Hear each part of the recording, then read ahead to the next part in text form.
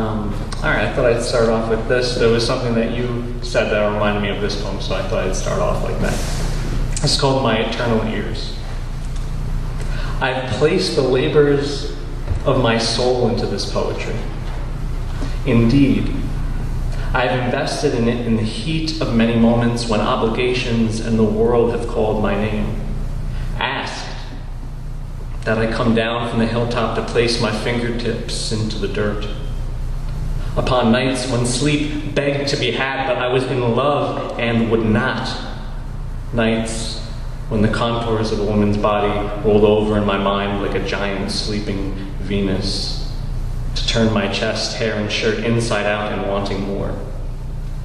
And there was myself, then, memorizing the bones of her skin, the geometries of shapes which protruded beautifully and pale from her gold cheeks, memorizing the words within her moist purple plum world and the vanilla scent of her sweetened hair. Spoutless. Countless moments in which I was finally able to bend reluctant branches of eternal ears to the lost graves of charred caves that lend crutches to the limping, hollow, broken heartedness there inside of the world of me, low, stooping like a forest ground of blunted stumps. It is in moments of such magnetism that I have always believed love was enough for poetry.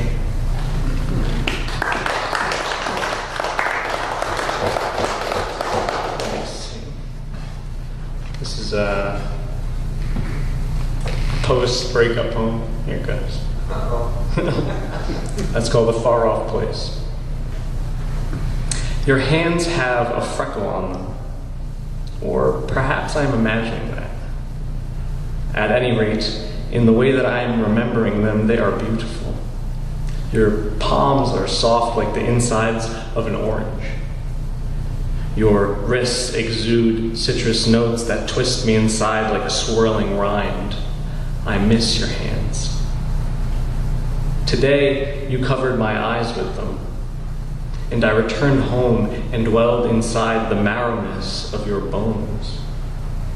Again, again, again I overflow. I am he who overflows. I felt your breasts against my back, the material of your clothes. Your cardigan drapes grazed my elbows. I felt that you were smiling. Your smile was contained in your body meeting my body, and in your hands and in your clothes. This is how you smile. You forced my feet into semicircles, slight wormholes in the earth in which I attempted to find you. Like a kid, you mirrored the movements of my feet and torso. Oh, your maniacal methods. They stole my eyes in the capture of your soul. Yes, I wished to capture you, love. To capture you and store you in the cupboards of my dreams. And so I stop and miss you there within the tapestries of dreams. For I am not there, I am here, alone and a hound dog. That's it.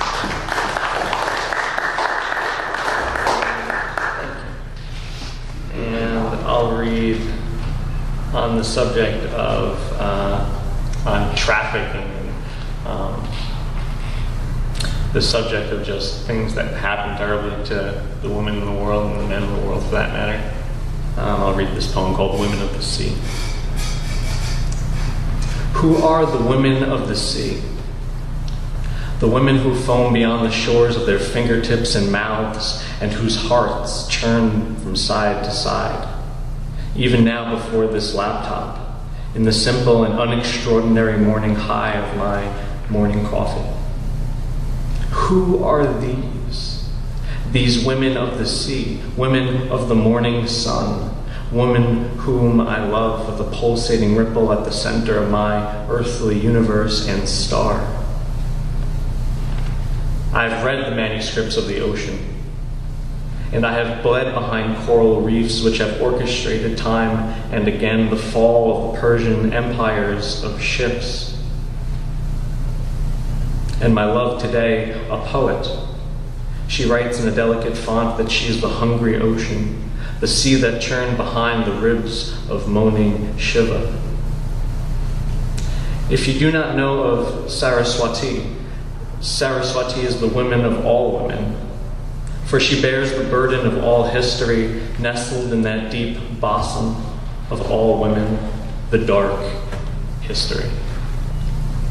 Half the world Saraswati dances across, pulls and loves into a craze before its cold destruction.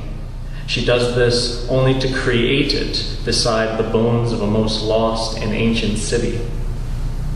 What city was once populated and what integrity was so dark that it tried to kill child Saraswati, that it tried to throw her to the ground with all of Calypso? Would we believe the world tried to rape the divine Saraswati goddess? I imagine all of her then lying on top of the ground, sand on her lips, bruises on her breasts, and a sob, an indefinite and harrowing and infinite sob. It was a hollow sob, the sob of the dance. For all Saraswati ever did was try to give the dance. This was her light-hearted gift, the gift she was given by the God before all time. Dear Adam, you filth, dear Eve, you pith, did Eve, the first woman, tempt you, sir, to take an ancient bite, or did you take from her instead? Were you the first coiling snake? Was the garden once bright as the moon until your ribs yearned and your hands clenched with stirred loins? Where else, tell me, you who fails to listen to songs? Tell me, you who fails to learn from the nonsensicalness of historicity. Where else is the moon goddess but within the great sobs of Shiva then? Saraswati, my love, how I wish you would grow backwards and dance the world into sweet pieces, to break its continents without an anchor, nor a black hole which eats the astral moon like a slinking worm and drinks cosmic light into her foaming chest. Saraswati, you, child of my dreams, won't you be a child of the rhythmic sleep, the playful sand-dusted floor, and sweet light exchanged between the sun and the moon with at last no enmity? Women of the sea, who are you? You who hold this world together. You who are, after all, its other half.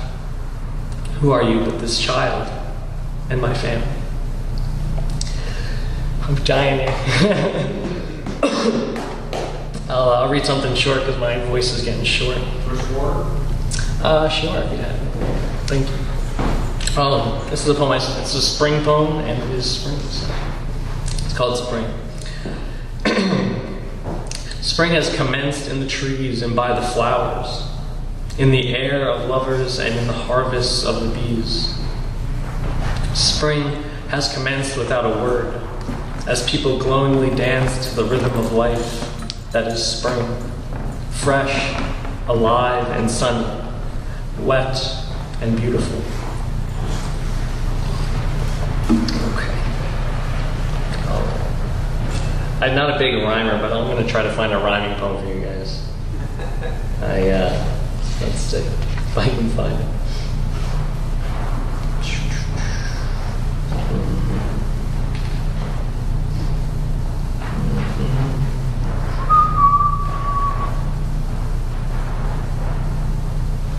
I'm not going to find it, but I'll read something else. Here, let's do this.